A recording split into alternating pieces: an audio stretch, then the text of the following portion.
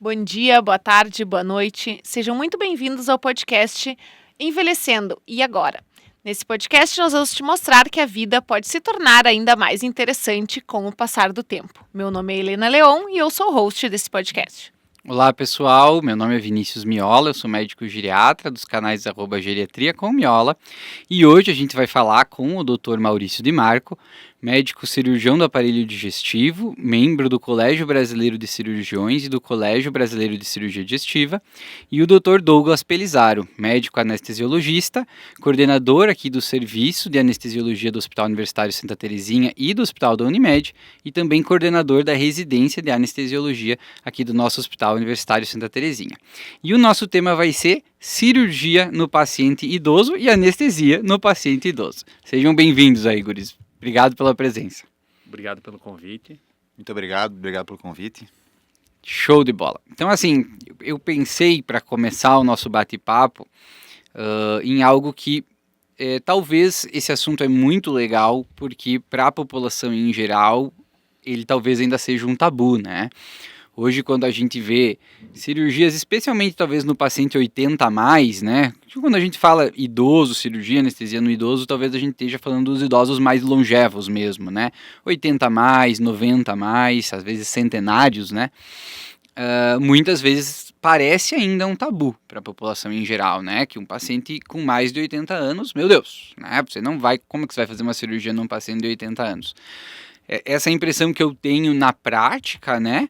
Vendo isso, os próprios pacientes, os próprios familiares, né, na minha prática geriátrica. E então, a primeira coisa que eu queria que vocês falassem é, ao longo aí da carreira de vocês, né, o Maurício já tem um bom tempo aí operando, o Douglas também, como é que vocês perceberam isso, se vocês realmente veem isso como uma verdade, e se vocês veem que isso está melhorando, hoje o pessoal está um pouco mais tranquilo com relação a isso ou não? Como é que vocês percebem essa situação? Eu acho que é um fato. A sociedade médica como um todo, a sociedade como um todo tem uma restrição, né? E eu acho que o número é 75, 80, é o super idoso, né? E existe, de fato, na literatura, vários trabalhos, os maiores trabalhos que avaliam risco de complicações pós-operatórias dividem os pacientes do 65 a 80 e mais que 80. E a curva de complicações, ela é exponencial após os 80, né? E são complicações clínicas, não são complicações cirúrgicas. O tecido do idoso ele é igual ao do jovem, né? Lógico, tem alguns detalhes, mas assim, as complicações não são maiores do ato em si cirúrgico, da minha anastomose, do meu ponto não grudar no idoso ou não. Elas são iguais em relação a isso, mas as complicações clínicas elas crescem de maneira exponencial com o passar da idade. E no superidoso mais ainda. Então, é um tabu. O número, idade não pode ser, e sim a capacidade funcional do idoso. A gente não pode se prender ao número, então, mais que 80, mais que 85, mais 75, não vamos operar. Esse paciente é paliativo. Não é assim que funciona. Até porque a gente vive numa das regiões com maior expectativa de vida do Brasil. Então, nossos pacientes locais, eles vivem mais que 80 anos. Todo mundo tem um familiar, tem alguém que chegou perto dos 100 anos aqui, então é muito comum. E nesse período da vida deles, eles também vão ter doenças cirúrgicas. E a gente precisa, de alguma forma, se adaptar, programar, planejar, porque eles, de fato, eles não têm reserva orgânica para grandes complicações. Então, tudo nessa população especialmente tem que ser antevisto. A gente não pode deixar para tratar. Tem que tentar trabalhar na prevenção das complicações, dos efeitos adversos de drogas, da própria internação. São pacientes que não nos dão margem de trabalho. São pacientes que precisam de uma atenção especial. E isso a gente desenvolve com a família, com a equipe multidisciplinar, com o nutricionista, com o clínico, geriatra, e com certeza gera frutos, dá resultado. Acho que não nos assusta a idade em si, nos assusta muito mais as condições clínicas do indivíduo do que o número absoluto isolado da idade. Eu acho que a nossa idade, adulta jovem, em relação ao mercado médico, tem mudado, tem participado de uma grande transformação. No começo da minha residência, em meados de 2010, 2012, não se imaginava operar um paciente muito idoso. No período perioperatório, a gente fala do idoso 80 a mais, chamado como idoso 4.0. Então, esse termo tem sido descrito em alguns trabalhos de literatura do período perioperatório, e é esse tipo de paciente que exige um cuidado maior. Porque o paciente adulto jovem é um paciente que tolera um nível de agressão mais alto do ponto de vista cirúrgico, do ponto de vista clínico. Então, é um paciente que vai se recuperar de qualquer forma, ou na imensa maioria das vezes. O paciente muito idoso, ele tem uma capacidade funcional muito diminuída e principalmente uma reserva orgânica muito baixa. Então, qualquer nível de complicação que para um paciente adulto jovem seria perfeitamente superável, no paciente idoso a gente não tem esse mesmo resultado. Existem grandes trabalhos na literatura que mostram que hoje, para ter ideia do volume cirúrgico, mais de 50% dos pacientes cirúrgicos no mundo hoje são acima de 60 anos. Tamanho, a quantidade de cirurgias que são feitas na população geriátrica. Então, hoje em dia, a especialidade médica, tirando materno-infantil, que não estiver preparada para lidar com as peculiaridades do paciente idoso, ela vai estar cometendo diversos erros que podem, nesse paciente mais idoso, levar a um desfecho ruim. Então, eu acho que nós estamos vivenciando a transição desse momento onde o idoso, o muito idoso, não era operável por muitas situações e hoje em dia ele acaba sendo. Nós mesmos aqui, há uns 2 anos atrás, nós operamos um paciente de um tumor de cólon com 102 anos. Se você for pensar nisso há 15 anos atrás, não precisa ser muito tempo. Era inadmissível operar um paciente de 100 anos. Não, deixa ele que ele vai morrer. Mas hoje em dia não existe mais isso, né? Então, o cuidado ele tem sido cada vez mais longevo.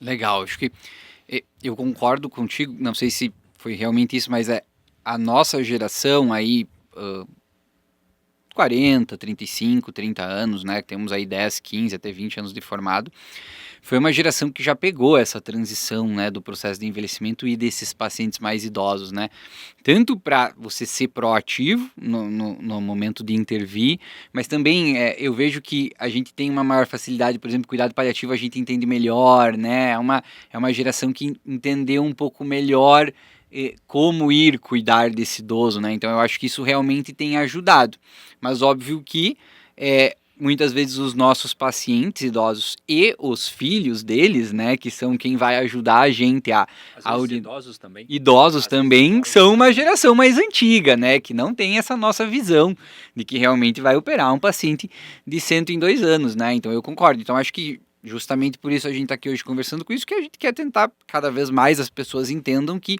hoje é muito factível fazer isso.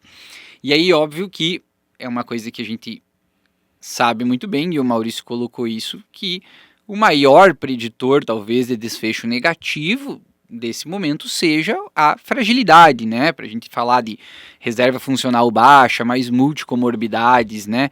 E resumir isso tudo dentro de um conceito, né? Que consiga abranger isso melhor, seria o conceito de fragilidade, né? Então, o mais importante, talvez, mais importante não, né? Mas talvez uma das coisas mais importantes da gente avaliar nesse idoso vai ser o quão ele é frágil, se ele é frágil, ou se ele é um idoso robusto, né? E um idoso robusto, aí sim, na maioria das vezes, como o Maurício falou, né, não é o número que vai importar, e sim se ele é robusto. Isso vai demonstrar muito mais o quanto ele consegue suportar, talvez, das situações do perioperatório, né, que quando o Douglas fala de perioperatório, ele está falando do período durante a cirurgia, né? Ou mesmo do pós-operatório, né? Então, acho que isso é bem legal. Mas aí eu queria trazer uma coisa que até, por isso que eu queria apresentar o Maurício como cirurgião da cirurgia geral avançada, né? Que eu acho que a cirurgia videolaparoscópica foi uma coisa que ajudou muito, né? Hoje, às vezes, a gente também dá uma abordagem menos invasiva para os pacientes, né? E que e que faz com que a gente talvez consiga ter propostas melhores, né? E isso é uma coisa que às vezes a população ainda não entende bem, né? Porque eles acham que a cirurgia é a laser, né? A cirurgia não é por vídeo, né? Então acho que às vezes... Hoje, daqui a pouco a gente vai estar falando, inclusive, talvez em Joaçaba, sobre até cirurgia plataforma robótica, né? De cirurgia Sim, robô, né? minimamente invasiva, então vídeo ou plataforma robótica. É um caminho já sem volta, o robô eu acho que já é sem volta, mas a cirurgia minimamente invasiva, ela tem inúmeros benefícios. Pode citar a estética, as funções são menores que uma incisão, sim. Não, lógico que o idoso não seja vaidoso, mas para ele é menos dor no pós-operatório, é menos desconforto, é reabilitação precoce, é esse paciente antes fora do leito, antes caminhando, antes com a sua família. Então, assim, o que a gente vê de benefício em todas as faixas etárias, ele é na 10ª potência no idoso, quando a gente consegue resolver um problema para ele por pequenas incisões, por videolaparoscopia, porque antes ele vai estar em casa. E assim, ele não pode ficar com dor, não é por ele ter dor, mas é porque para tratar a dor ele vai receber uma dose de opioide. E a gente sabe que o opioide em qualquer faixa etária é péssimo para o pós-operatório do idoso está associado a delírio, está associado ao Douglas ter que ir até a enfermaria porque esse paciente começou com náusea, vômito, por causa do uso do opioide. Então, é uma série de vantagens que a gente encontra para todas as faixas etárias, mas que no idoso elas são excepcionais. Então, sim, que a gente pode fazer por vídeo para o idoso deve ser feito, porque é benefício, é benéfico, não é risco, não é... Antigamente se tinha muita preocupação quanto ao efeito do gás no abdômen, né, da laparoscopia. A gente sabe hoje que existem alguns riscos do pneumoperitônio, né, mas não se compara com o benefício da cirurgia minimamente invasiva. Hoje em dia, uma das grandes mudanças que aconteceram foi justamente a melhora da técnica cirúrgica, técnica anestésica e o incremento de novas tecnologias de monitorização, principalmente. A laparoscopia, sem dúvida nenhuma, hoje, assim que possível, deve ser indicada, né? Então, tem inúmeros benefícios, como o Maurício acabou de mencionar. Só comparando, então, um pouco da parte anestésica em relação à cirurgia laparoscópica, hoje, obrigatoriamente, a gente precisa, para fazer a cirurgia laparoscópica, fazer a anestesia geral no doente, seja ele em qual idade for. O que acontece é que hoje a gente tem aparelhos de monitorização muito melhores do que se tinha no passado. Hoje em dia a gente consegue fazer monitorização da profundidade cerebral do paciente durante a cirurgia. Então eu consigo administrar no paciente, e principalmente no paciente idoso, porque a reserva cognitiva e cerebral é menor do que no paciente adulto mais jovem. Então esse paciente ele é mais limítrofe em relação à quantidade de anestésico que eu vou utilizar. Se eu estiver monitorizando a quantidade de anestésico que eu preciso efetivamente dar para esse paciente, eu não vou dar nem mais, que vai levar a um desfecho negativo cognitivo no pós-operatório, e nem de menos do ponto de vista dele não ficar completamente anestesiado. Então, corroborando o avanço da cirurgia laparoscópica e minimamente invasiva, as técnicas e as medicações que a gente usa hoje no período intraoperatório do paciente na cirurgia laparoscópica, elas avançaram demais.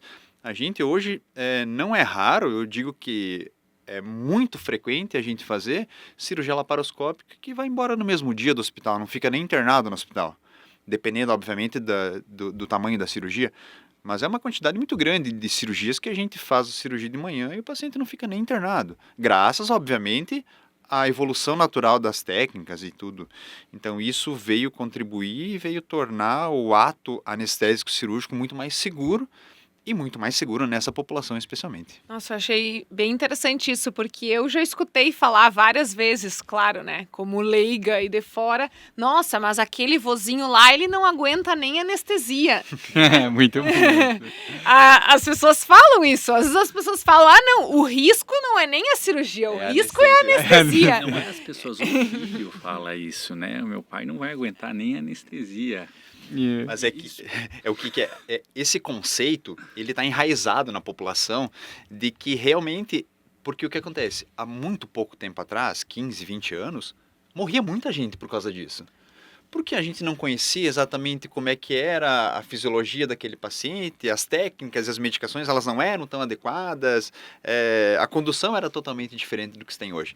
Então a gente carrega hoje um estigma que foi criado no passado e a gente aos poucos tenta desmistificar isso.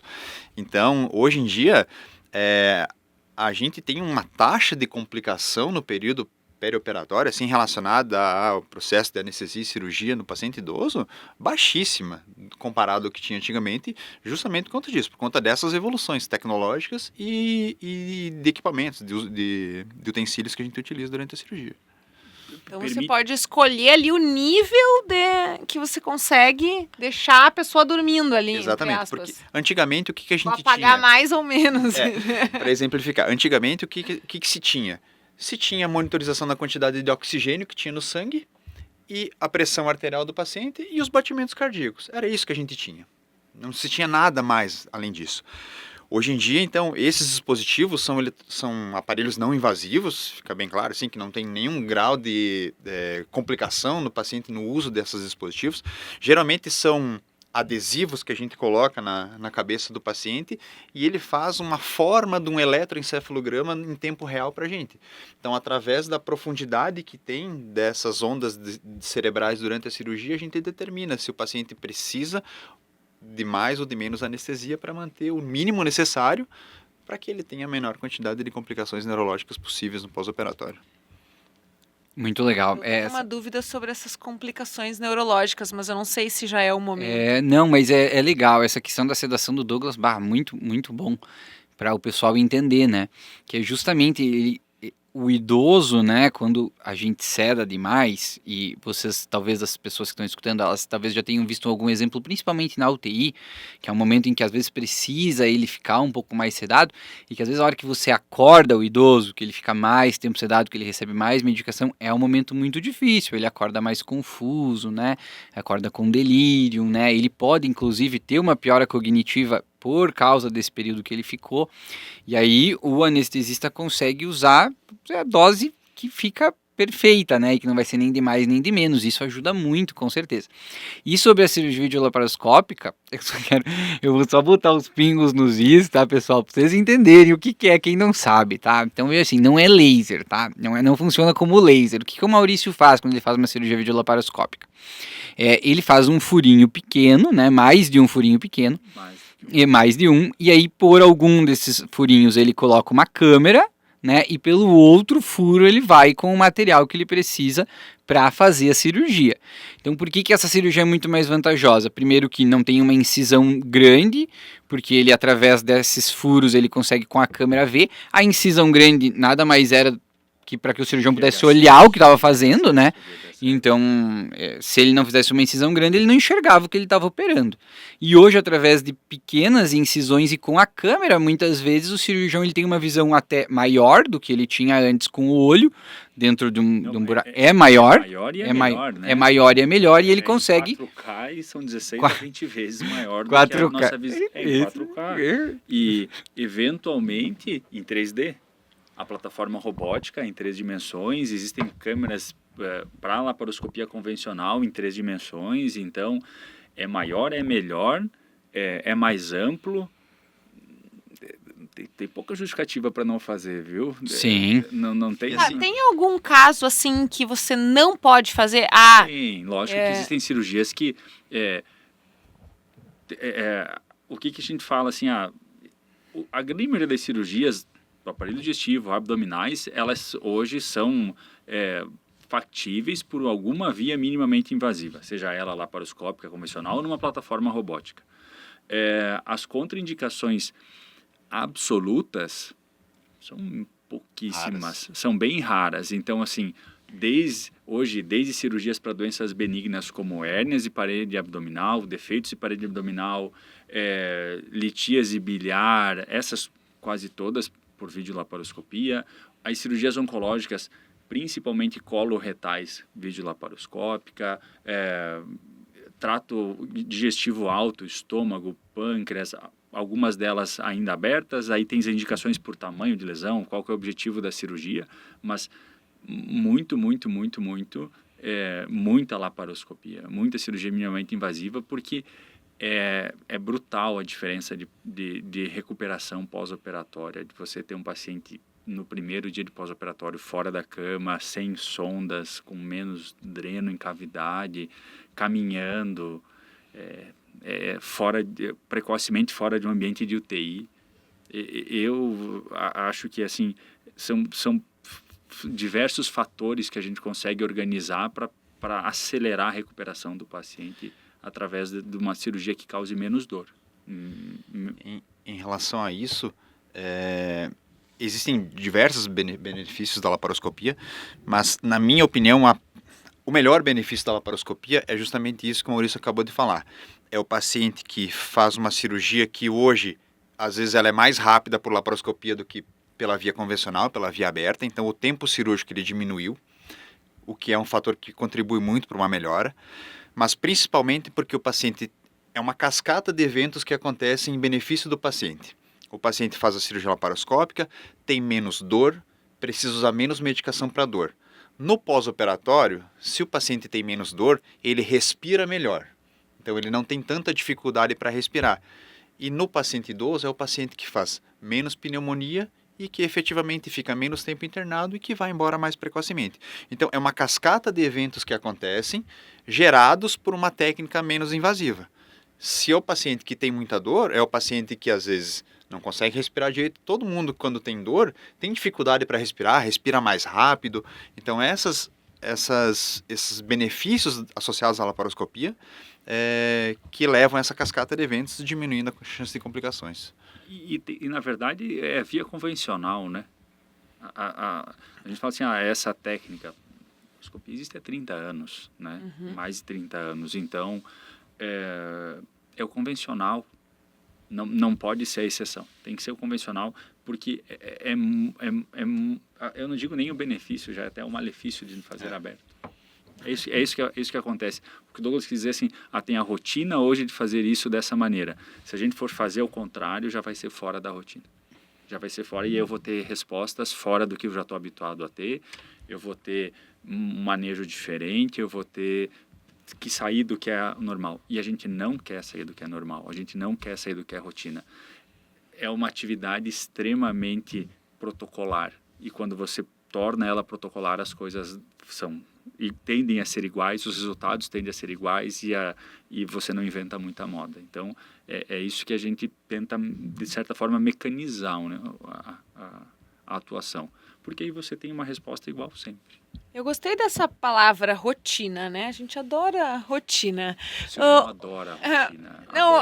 Mas a gente gosta também disso. A gente está sempre falando isso no Instagram também. Tem que ter rotina, tem que estabelecer as coisas da forma... lógica. Mas assim, o que vocês diriam então que muda nessa rotina ou como que essa rotina se adapta dependendo da idade do paciente? Não necessariamente da idade, né? A gente falou de fragilidade, né? Mas a gente sabe que a tendência, né, é que digamos, vamos pensar em um idoso robusto e um adulto robusto, né? Eu tô indo lá com 32 anos me operar ou o meu pai, que é um idoso robusto também, né? Robusto, jovem ainda. Jovem ainda demais, também. Mas o pai que deve muda? Ser jovem demais. Não, tem 60 não muda nada. Quantos? Não 3? muda nada. 63 não muda nada. Não muda nada. Hoje é um adulto. 75 robusto não muda nada. Passa batido. Cirurgia grande porte, semana passada a gente operou um pâncreas na sexta, 78. Tem um paciente para operar pâncreas. Não muda absolutamente nada da rotina, porque é um paciente ativo, que trabalha, que veio dirigindo o próprio carro para consulta de pré-operatório, que tem uma doença que o tratamento é aquele, não tem muito o que inventar de moda. Começou a passar disso e atingir aí... depois eu queria te perguntar se você faz score de vulnerabilidade, de fragilidade para todos os pacientes, quando o cirurgião não faz isso, né? Ele só bota o olho e, opa, aqui é um pouco diferente. Chegou lá, notou o emagrecimento, a necessidade do filho conduzir ele até a mesa de exame. Peraí, esse aqui já não vai caminhar no primeiro PO, não é nem por causa da cirurgia, porque ele já não caminha antes. Então, sinal de alerta. E eu acho que a primeira coisa que eu procuro no pré-operatório dessas situações é consenso familiar. Sinceramente, eu não sou de fugir de cirurgia porque o paciente é frágil, mas eu tenho uma demanda para que exista um consenso familiar. Consenso de entendimento de risco, de entendimento do paciente em decidir se quer operar ou não, porque tem que estar todo mundo do mesmo lado. Se tiver um fora... Sim, depois dá uma complicação. Mas eu disse que não era para operar. Eu, sinceramente, é uma exigência que eu tenho. Se precisar ir 10 vezes no consultório antes de operar, não ter um filho que mora, traga a videochamada, qualquer que seja o meio, tem que existir consenso. Porque no pós-operatório são os pacientes que mais complicam, que não suportam complicação e que eles entram num ambiente que a maior parte das pessoas ou dos cirurgiões não está habituado, que é lidar com mortalidade pós-operatória. Então, esses pacientes têm mortalidade. Existe um score, você baixa um aplicativo chamado Sorte, tem na Apple Store, pro Android também tem. Você baixa lá e coloca. Ele é uma base de dados que você coloca informações do paciente e ele determina a mortalidade. Então, a gente não está falando de complicação mais, está falando de perder o paciente no pós-operatório. E aí você começa a acrescentar itens do tamanho da cirurgia e se ela é de urgência ou eletiva, e aí você começa a atingir 3, 5, 8% de mortalidade em 30 dias. E aí começa a assustar. Quanto é uma porcentagem que se diria alta? 3% para mortalidade em 30 dias já é alta. Os melhores índices da literatura hoje tem que ser abaixo de 1%. Para mortalidade, né? Não é complicação, não é morbidade. Mortalidade tem que ser baixo, você não pode perder. Eu achava que esse número era maior, assim, tipo, sei lá. Você sabe que os 5. pacientes também acham. E a gente tem algumas cirurgias assim que são extremamente mórbidas e tem uma mortalidade alta que acontece no idoso, a típica do idoso. Cirurgias de hérnia operada na urgência, tá? Que eu precise fazer uma ressecção intestinal de um paciente. Tem uma hérnia inguinal, uma hérnia qualquer, e sempre teve a hérnia. E ele reclama todo dia da hérnia, mas ninguém dá muita bola, porque o vô reclama todo dia. Então, se der bola todo dia, ele vai deixar todo mundo louco. Aí, não dão bola pro vô. Um dia o vô estava falando a verdade, que a hérnia estava incomodando, e não dão bola. A alça intestinal, o intestino delgado, o intestino fino, ele tem um metabolismo bem rápido. Então, em algumas horas de obstrução do fluxo vascular, esse intestino isquemia. Tipo, temos aqui um conterrâneo de Capinzal, do Vinícius. Imagina que o conterrâneo dele teve a dor no interior de Capinzal na noite. Teve esses dias? Ele só veio para o hospital na manhã. Quando ele vier na manhã, a alça intestinal, se tiver com fluxo, ele vai estar isquêmico. Esse paciente tem mortalidade na literatura acima de 10, 15%. É mortalidade. É fazer uma roleta russa. Então, eu estou falando de cirurgia eletiva, tem que ter menos que 3, menos que 2, menos que 1. Então, quando você fala em mortalidade, muda tudo. Muda tudo. E a gente não está falando de complicação mais, e sim perder o familiar. E aí, nesse quesito, tem que ter um consenso. Tem que ter. Porque o que você falou é a maior verdade. Eu passo por,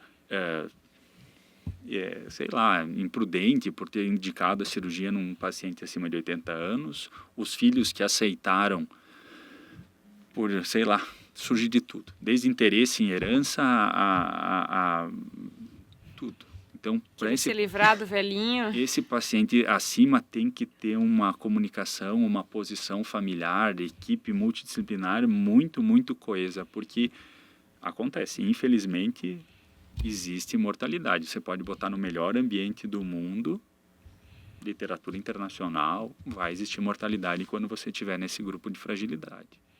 E é esse o termo, é fragilidade. Fragilidade. Eu acho que isso é uma coisa legal que você falou, porque talvez o pessoal não saiba que hoje a gente tem muito dado, né, sobre isso. Então a gente não indica mais as coisas baseadas em achismo. Ninguém acha que a cirurgia vai ser tranquila ou acha alguma coisa, né? A gente tem scores diagnósticos, scores de complicação pós-operatória, score de mortalidade, score de fragilidade, né? E aí quando a gente junta tudo isso, a gente tem muita informação, né, para embasar a indicação ou não de uma cirurgia com grau ou não de segurança, né? Então, várias dessas metodologias e desses dados que a gente tem hoje é que nos dão a segurança de indicar, né, os procedimentos cirúrgicos para os pacientes, né? Ninguém faz baseado na experiência ou, né, vem da cabeça, né? Então isso é importante que o pessoal entenda, né? A gente tem dados de cirurgia de colo retal que foram, né, feitos milhares de vezes ao redor do mundo e sabe que é uma cirurgia com índice de mortalidade muito, muito, muito pequeno e com complicação baixa. Então a gente consegue prever, né, os cenários para os pacientes e assim fazer uma indicação precisa, né?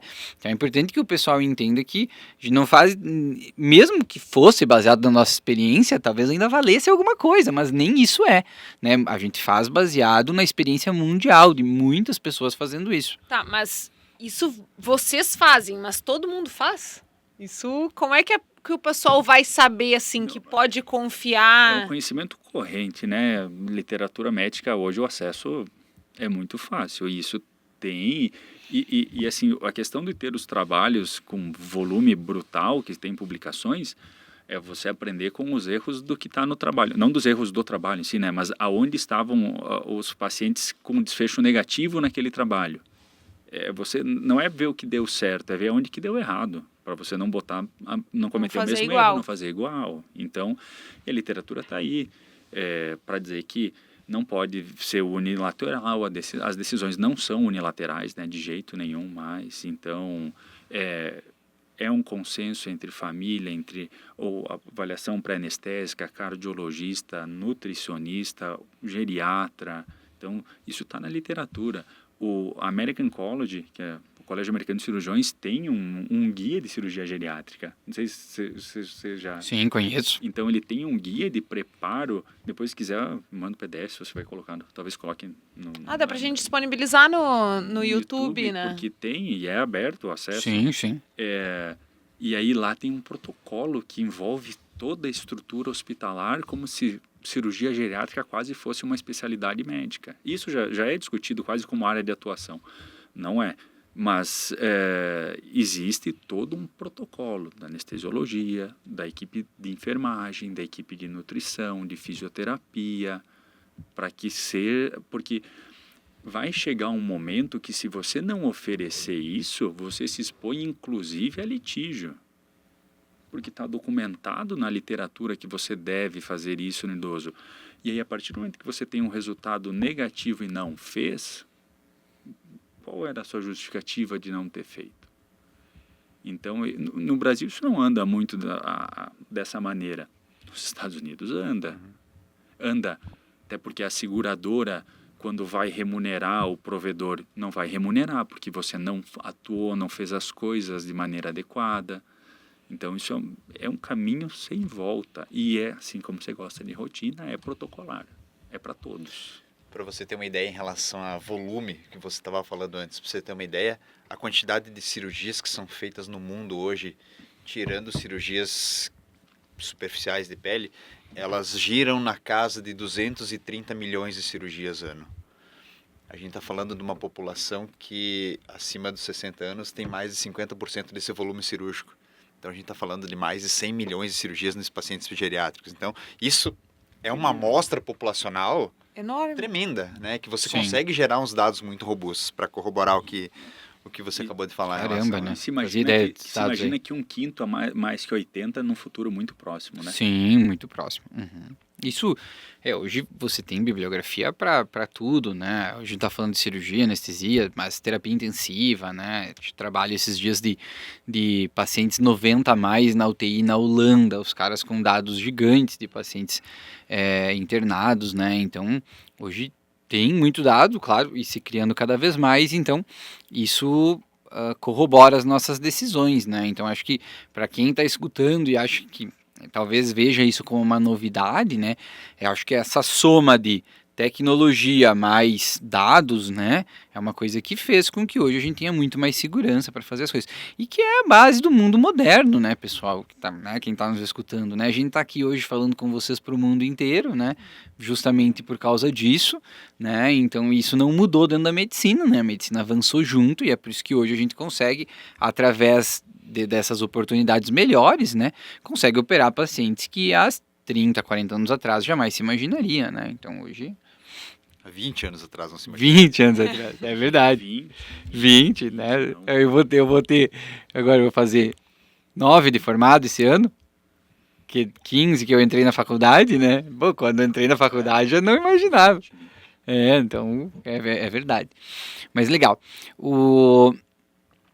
Então, você falou de fragilidade, Maurício. Acho que isso é uma coisa que é bem legal, né? Então, o idoso robusto tá de boa, né? A gente fica muito confiante hoje em operar pacientes robustos, pacientes que se mantêm ativos, que se mantêm com uma boa cognição, que se mantêm sem um déficit nutricional. Não, acho que a única preocupação que nós temos com a avaliação pré-operatória, isso é dentro de consenso de anestesiologia, do próprio cardiologista, é que esses pacientes, na avaliação pré-operatória, se possível, tem que ser testados sob estresse. Sob estresse orgânico, né? Então, as provas para cirurgias de grande porte, as provas e as avaliações pré-operatórias, teoricamente, não podem ser em repouso. Então, um ambiente... Como que se faz essa avaliação sob estresse? Tem o nosso colega anestesista aí, quem suspende cirurgia na falta disso é ele. Eu ia brincar que eu nunca vi a indicação de uma cirurgia porque elas só chegam para mim já indicadas. Eu só contraindico. Ele só contraindica. Não, tô brincando. É o que acontece. Não tem vaga, né? Esse é o cara da UTI, não tem vaga, o cirurgião não... Tá sem avaliação do Por cardiologista. exemplo, eu vou citar um exemplo breve assim para você para tentar te explicar isso. Hoje um paciente de 70 anos tá lá, ele não consegue sair da cadeira dele para ir até na mesa para poder comer. Então, eu não sei como que o coração dele se comporta quando a frequência cardíaca dele subir, quando a pressão arterial dele subir. Não sei, porque ele não tem esse tipo de atividade no dia a dia. Se eu estou diante de um paciente de 80 anos, que caminha todo dia, que faz atividade física, que é bem nutrido, eu tenho certeza que esse paciente, a frequência cardíaca dele sobe todo dia, que a pressão dele sobe todo dia, e ele não tem nada, não tem nenhum sintoma. Então, uma das coisas que a gente mais faz hoje no dia a dia é avaliar a capacidade funcional desses pacientes, que é realmente o que eles conseguem fazer de atividade no dia a dia, para todas as cirurgias. Para cirurgias de médio e de grande porte, existem as provas funcionais cardíacas que são feitas. Basicamente, o exame inicial que é feito é o teste ergométrico, é o teste de esteira, que é o que geralmente é feito. No paciente que consegue ter locomoção, é esse tipo de teste que a gente faz, porque a gente submete o paciente a elevar a frequência cardíaca para saber se ele tem alguma coisa pré-operatória que vai justificar uma monitorização diferente ou às vezes até a suspensão no procedimento. Não tem como operar esse paciente nesse determinado momento. Então, essa avaliação orgânica do paciente, ela é tão importante quanto a avaliação da fragilidade. Então, eu acho que não dá para a gente pensar daqui a pouco em avaliar só o coração do paciente, como durante muitos anos só se avaliou isso. É só o coração que importa. Em repouso. Não é repouso, né? A cirurgia não é repouso. Isso é um estresse. Isso é uma coisa muito importante. A gente pode comparar. Os desfechos são muito positivos, senão a gente não indicaria uma cirurgia. A imensa maioria das cirurgias elas têm um desfecho positivo. Mas a gente pode comparar o ato perioperatório, anestésico cirúrgico, como uma navegação. A gente quer chegar no outro porto ou no outro lugar em segurança. Mas nesse meio do caminho existem várias turbulências que acontecem. Então essas turbulências são a pressão arterial que subiu, que caiu, a frequência que subiu, que caiu, o pulmão que está ruim, o que não está. Então durante a cirurgia a gente acaba tendo que fazer diversos ajustes para poder deixar o paciente mais tranquilo para que ele possa ter um desfecho positivo no pós-operatório. E entender isso no pré-operatório já vai muito de encontro ao que a gente falou no começo, que esse paciente não dá para esperar ele ter a complicação para tratar. A gente precisa agir previamente para impedir que ele tenha tal complicação. Então, hoje em dia, a gente tem muito disso. Então, desta parte de avaliação cardiopulmonar e também da avaliação da fragilidade. Porque o que a gente não adianta hoje nós colocarmos um idoso na mesa, a cirurgia for perfeita, se ele sair da cirurgia ele não lembra quem que é o familiar dele, se ele fica um ano sem saber onde ele está, se ele está confuso, se ele está agitado. Então, não é o tipo de desfecho que antigamente se tinha. Antigamente, a única coisa que bastava era o paciente sair vivo da sala de cirurgia. E acabou. Hoje em dia, não. A gente sabe que é mais importante o paciente sair do ambiente cirúrgico como ele estava no pré-operatório, ou seja, do ponto de vista neurocognitivo, igual que ele estava antes, porque senão daqui a pouco a gente está trazendo um problema muito grande para a família. A gente tratou uma doença orgânica de um paciente, tirou o tumor do intestino, tirou a vesícula, tirou qualquer coisa, mas a gente deixou um paciente demenciado em casa. Né? Isso aconteceu com a minha avó. Então... muito legal. Isso é uma mensagem bem importante. Não, eu acho que isso, com relação a saber o porquê que você está indicando a cirurgia no idoso. Claro. Lógico, tem que saber em todo mundo, mas assim, você está operando ele para controle de sintoma, você está operando ele para cura de uma doença, para prolongar a vida dele, para qualidade de vida, ou ele é um paciente que você não consegue fazer nada e ele se torna paliativo. Então, tem que estar ciente. E a gente tem muita diferença na indicação do paciente, esse frágil, super idoso, entre o tratamento de doenças cirúrgicas benignas e malignas. Porque as doenças benignas, normalmente, elas não são tempo sensível, né? Então, o paciente tem todo o tempo do mundo para pensar, principalmente se ele é pouco sintomático, né? Não é nada de urgência. Cirurgias eletivas, ele talvez queira participar, a decisão pode participar, e é muito diferente do paciente oncológico. Porque aí o paciente oncológico tem toda a questão familiar de protegê-lo, e isso é uma coisa que a gente tem que fazer uma conversa com muita calma em consultório, eventualmente só com os familiares, sem a presença dele. É uma coisa muito difícil de você determinar o que é certo e o que é errado, porque cada paciente é um paciente, cada família é uma família, em dizer que ele precisa saber para participar da decisão. Eu, feliz ou infelizmente, eu adoro que meus pacientes saibam onde é que eles estão indo se enfiar. Eu não gosto de operá-los sem que eles tenham total noção, porque se eles são lúcidos, eles podem não querer fazer aquilo. E quem sou eu para decidir que ele vai ser operado? Então, eu adoro que eles saibam. Eu sei que isso pesa, a família às vezes fica com o coração apertado de contar para um senhor que trabalhou a vida toda e aos 85 anos de idade está com um tumor de cólon, vai precisar usar uma ostomia ou sei lá o quê. Então, ao meu ver, seria o ideal que eles soubessem. Sim, eu concordo. Da mesma maneira que tem pacientes que não querem fazer nada. Ou tomam decisões de planejamento. Eu queria ver tal pessoa antes da cirurgia. Vá. Eu queria fazer tal viagem antes de operar. Vá. Você não sabe do desfecho. É o grupo de pacientes que tem mortalidade. Então... isso o paciente cognitivamente saudável, né? Ele tem quase que o direito, né? De participar da decisão. Ele tem o direito. Autonomia, né? Que isso é uma questão até meio autonomia. ética, né? O que eu vejo muitas maioria vezes não é quer. que... Maioria. Não, a maioria não quer. E tem muito de como se aborda isso, né? Então, acho que a gente veio de uma época que, às vezes, mesmo você trabalhar a comunicação era uma coisa que não acontecia, né? Então, às vezes, a forma de você comunicar para o paciente a notícia era mal feita. Então, se criou muitos traumas até pela forma como se comunicava. E hoje, você consegue se comunicar de uma forma que talvez o paciente ele te dá a entender até onde ele quer saber, né? Então, muitas vezes, tem pacientes que querem saber tudo e aí vão participar da decisão de forma completamente autônoma, 100% vão estar lá dentro. E também tem pacientes, às vezes, que não querem saber tudo e querem terceirizar a decisão, mas você consegue deixar ele decidir até onde ele quer saber e até onde ele quer participar da decisão. E isso ajuda muito também, né? Tanto na programação do procedimento, mas quanto na programação da vida dele, que na realidade é aquilo que a gente está tratando, no final das contas. E levar ele tranquilo. Levar ele tranquilo. Nenhum paciente merece ir para uma sala de cirurgia achando que vai morrer. Sim, né? claro. Ninguém merece isso.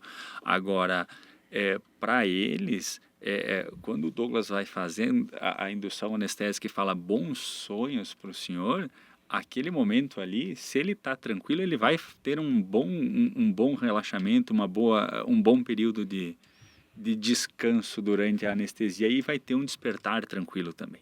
E antes, quando o Douglas falou, que era uma coisa que eu queria pontuar, que para o pessoal entender o tamanho da preparação que né, esse momento, né? Então vejam que tá muito longe do amadorismo o rolê, tá muito longe, né? Você veja o quanto o paciente é preparado, é visto, né, e tudo, para que chegue no momento cirúrgico e tenha toda a segurança do mundo para fazer o procedimento. Então, isso que eles precisam entender que, né, isso é uma coisa muito preparada e para chegar lá na hora e ser seguro.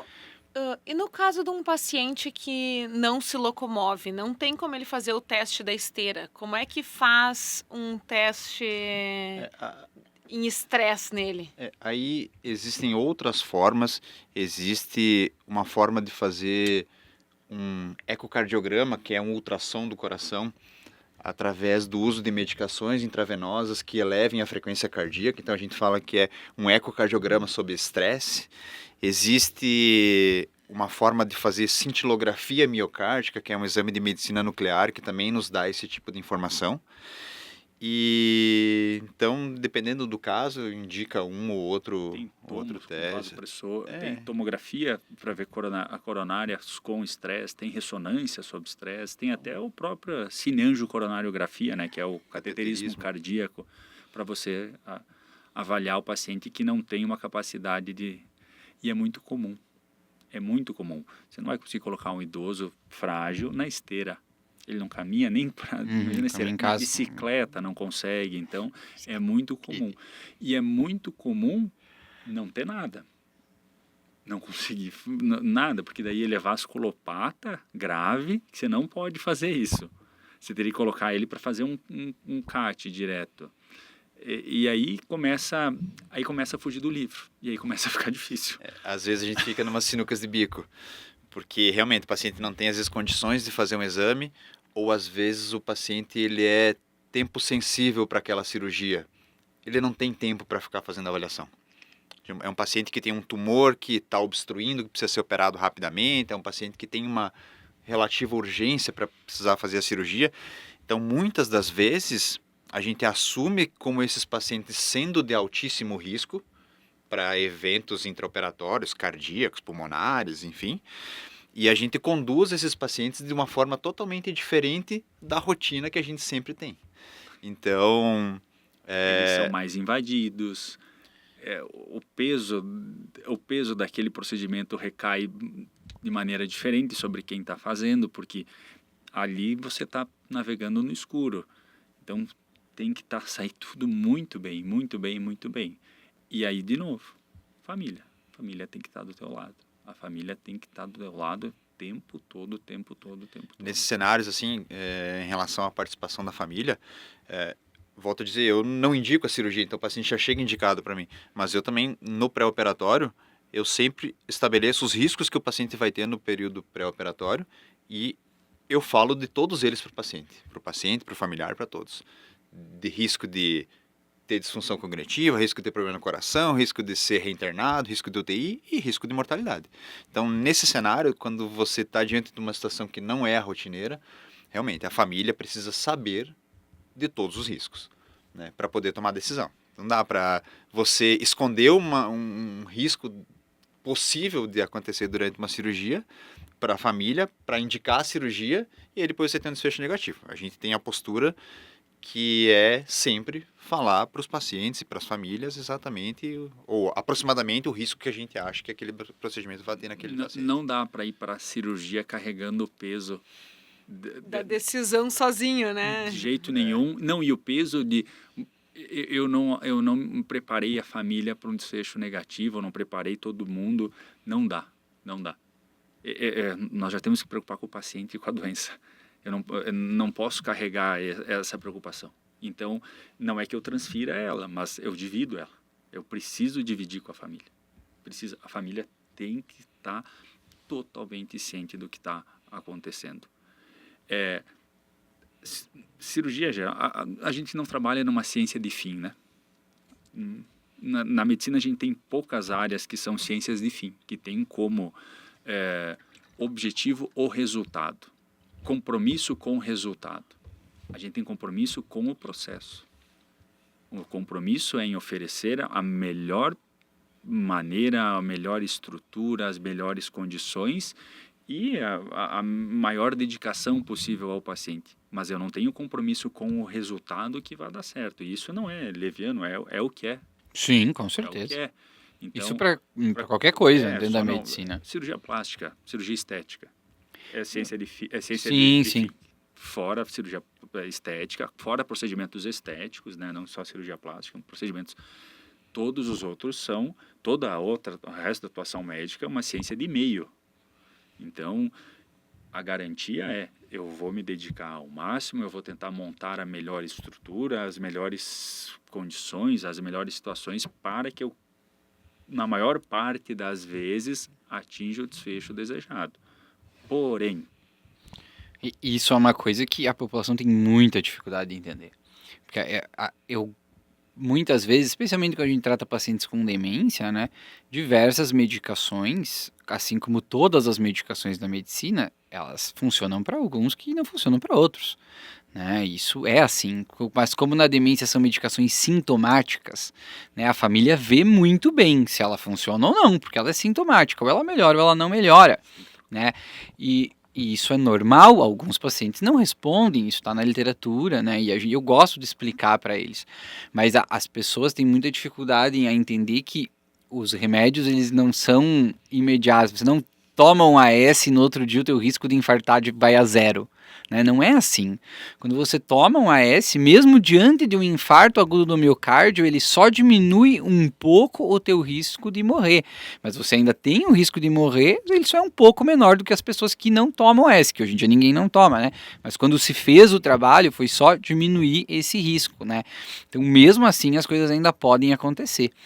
E as pessoas têm muita dificuldade de entender como funciona realmente, né, esse processo da medicina. Então, acho que assim como a gente faz com remédio, eventualmente, vocês fazem dentro do processo cirúrgico, né? Então, acho que isso e tem que gostar, né? tem que gostar. Tem que gostar de conversar, porque eles adoram conversar.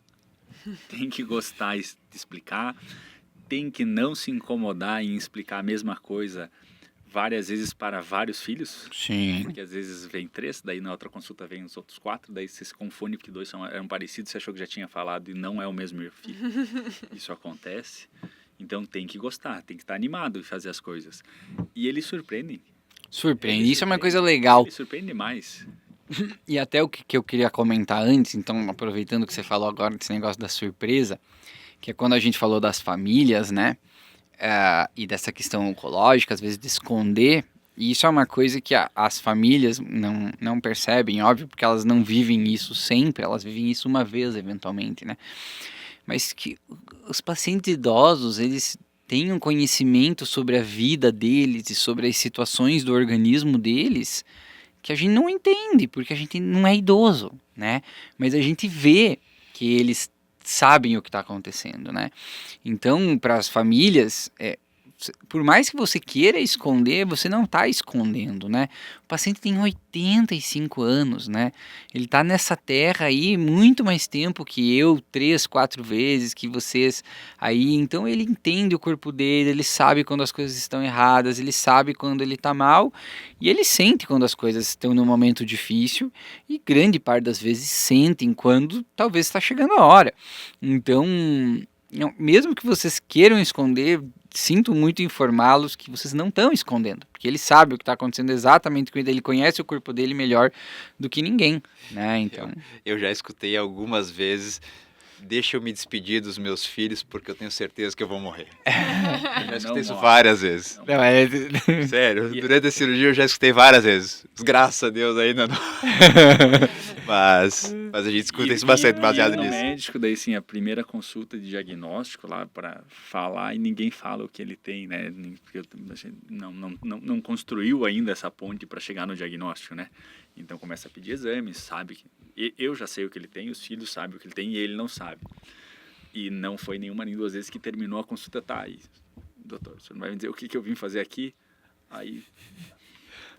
Então, a gente está fazendo os exames e daí começa a tentar construir essa relação, mas ele sabe de tudo. Mas sabe que a gente percebe isso até, às vezes, no Instagram. Então, como ali, né, o Instagram do Vinícius está com um público bom já, né? Às vezes o pessoal, eles já perguntam como é a abordagem dele para contar o diagnóstico antes de marcar a consulta. Viu? Eu quero saber se ele tiver demência. Esses dias veio uma pergunta assim: se ele tiver demência mesmo, se o senhor vai dar a notícia na frente dele, porque eu tenho medo que ele fique muito agitado, não sei o quê. Aí, imagina, a pessoa nem marcou a consulta ainda, ela já está preocupada em como contar ou não contar, né? E daí, claro, a gente sempre tem que explicar, né, sobre a forma de abordagem, né, que, claro, se fosse eu contando, talvez não seria tão assim, né, mas o Vinícius sabe contar direitinho, né. mas isso é bem importante, né, claro, com certeza, e isso é muito legal, né, isso é uma das coisas legais de trabalhar com esses idosos mais longevos, né, que é esse conhecimento que eles têm mesmo meio inerente à vida, assim, né. Eu sempre que preciso passar pro Douglas ou qualquer dos anestesistas, assim, ó, é mais que 80, tá, e o que... Não se preocupa, ninguém passou dos 80 sem saúde. Se passou dos 80 porque tem alguma saúde... Com certeza. Até né? ontem era um atleta. Era um atleta. Então, e dá para encarar. Dá para encarar. E as poucas vezes que a gente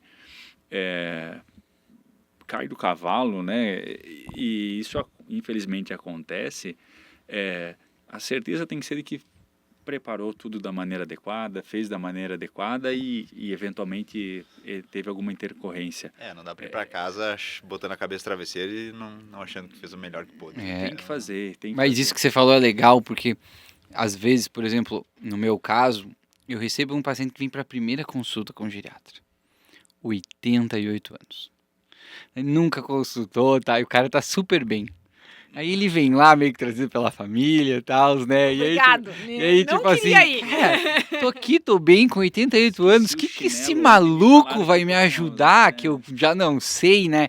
Então, cara, eu sempre digo pra ele, você não tá aqui agora, aos teus 88 anos, porque eu vou salvar a tua vida, jamais.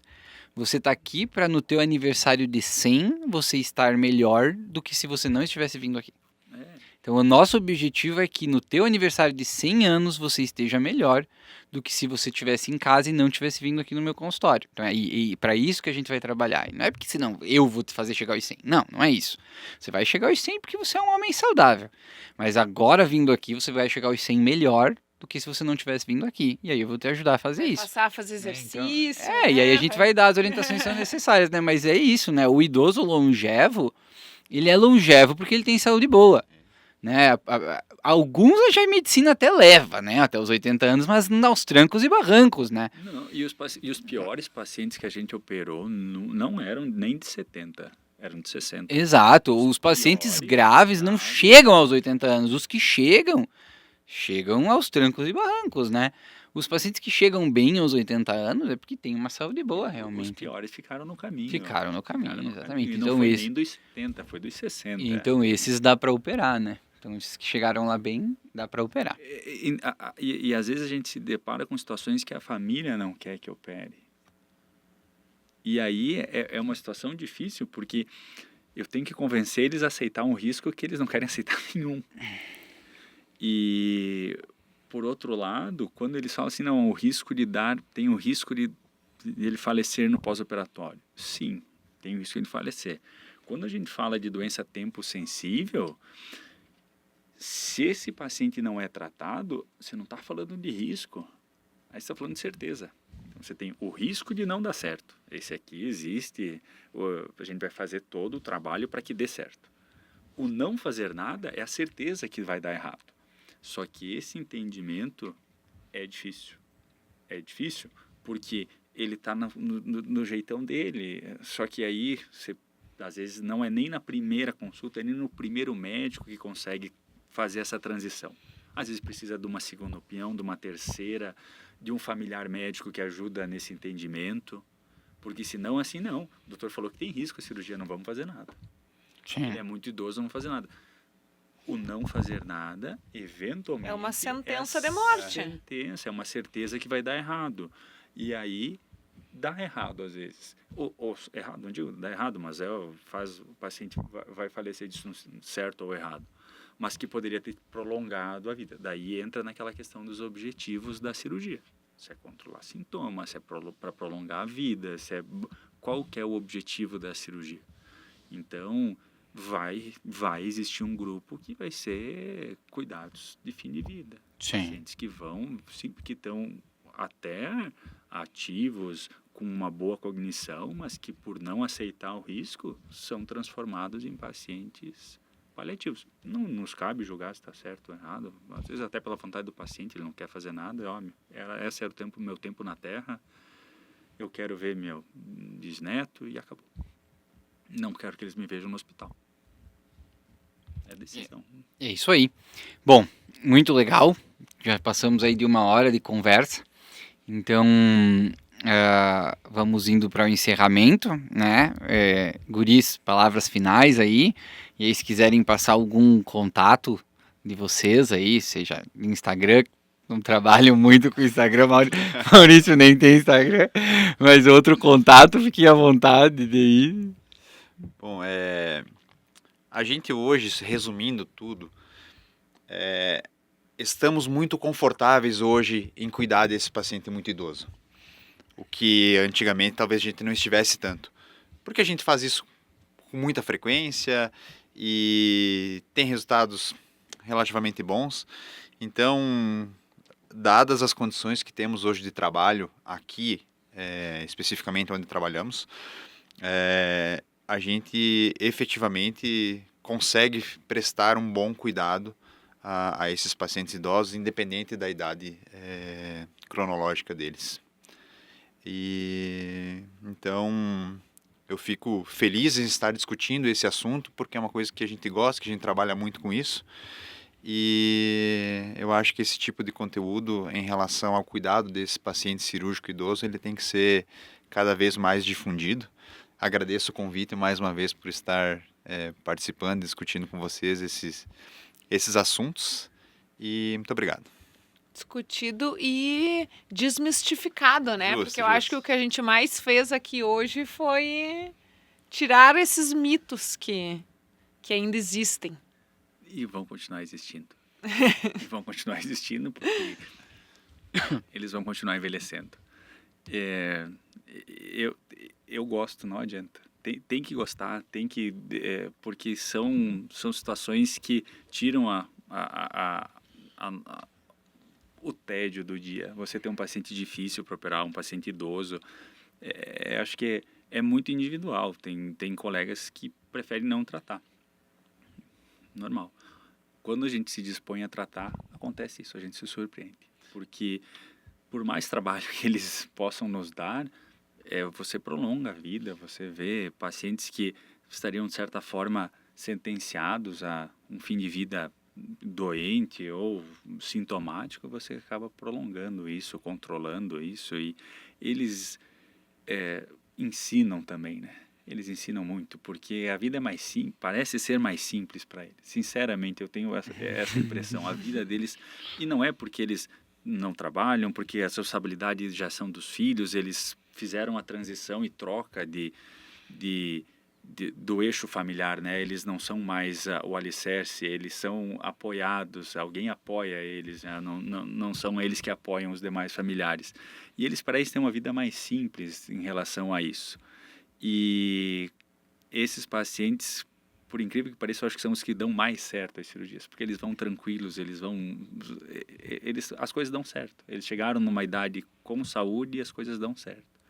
Então, eu acho que vale muito a pena. Eu queria agradecer, acho que passou rápido, né?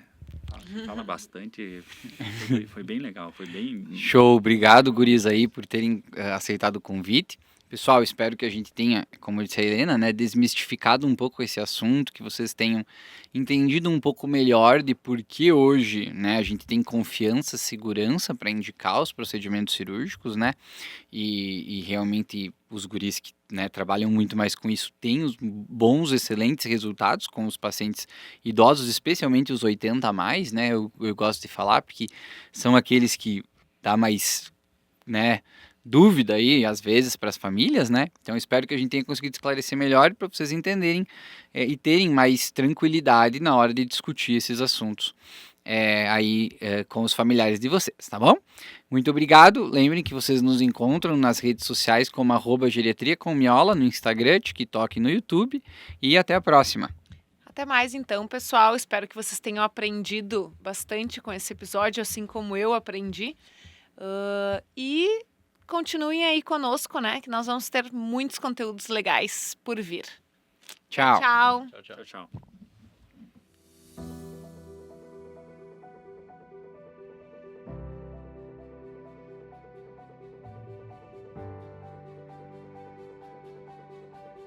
Vem aí a nova turma da Jornada de Cuidado do Paciente com Demência. Quero muito que você, que é familiar ou cuidador de um paciente com demência, participe. Mais informações no nosso Instagram, @geriatriacomiola. Tenho certeza que você não vai se arrepender. Te espero lá!